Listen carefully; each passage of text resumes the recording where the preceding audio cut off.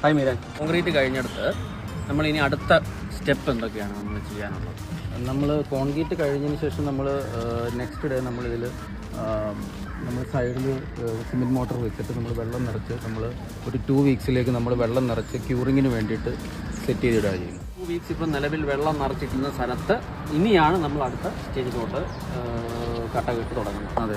അപ്പോൾ അതിൽ നമ്മൾ എന്തൊക്കെയാണ് ചെയ്യുന്നത്? അപ്പോൾ നമ്മൾ first block work setting out എന്ന് പറഞ്ഞിട്ടുള്ളൊരു സ്റ്റേജിലേക്കാണ് നമ്മൾ പിന്നെ പോകുന്നത്. നമ്മളപ്പോൾ ബ്ലോക്ക് വർക്ക് ചെയ്യുമ്പോൾ നമ്മൾ ശ്രദ്ധിക്കണമെന്ന് വെച്ച് കഴിഞ്ഞാൽ നമ്മളൊരു ആർക്കിടെക്ചറൽ ഡ്രോയിങ് പ്രകാരമായിരിക്കും ഇത് ചെയ്യുന്നത്. അതിനനുസരിച്ചിട്ട് കറക്റ്റായിട്ട് ആ മെഷർമെൻറ്റുകൾ റൂമിൽ ഡയമെൻഷൻസും കാര്യങ്ങളും കിട്ടുന്നതനുസരിച്ചിട്ടാണ് ഇത് സെറ്റ് ഔട്ട് ചെയ്ത് അതുകൊണ്ട് അത് സെറ്റ് ഔട്ട് ചെയ്യുമ്പോൾ പ്ലാസ്റ്റിക് തിക്നെസ്സും കൂടെ കണക്കാക്കിയിട്ട് ബ്ലോക്ക് വർക്ക് സെറ്റ് ഔട്ട് ചെയ്ത് തീർക്കുകയാണെന്നുണ്ടെങ്കിൽ ഡോറിൻ്റെയും വിൻഡോസിൻ്റെയും കറക്റ്റായിട്ടുള്ള പൊസിഷനിങ്ങിലും മാർക്കിങ്ങും കറക്റ്റായിട്ട് ചെയ്ത് അതിനനുസരിച്ചുള്ള പ്രൊവിഷനും ഇട്ട് ബ്ലോക്ക് വർക്ക് ചെയ്യുക എന്നുള്ളതാണ് ബ്ലോക്ക് വർക്കിൻ്റെ സ്റ്റേജിൽ നമ്മൾ ശ്രദ്ധിക്കേണ്ട കാര്യം.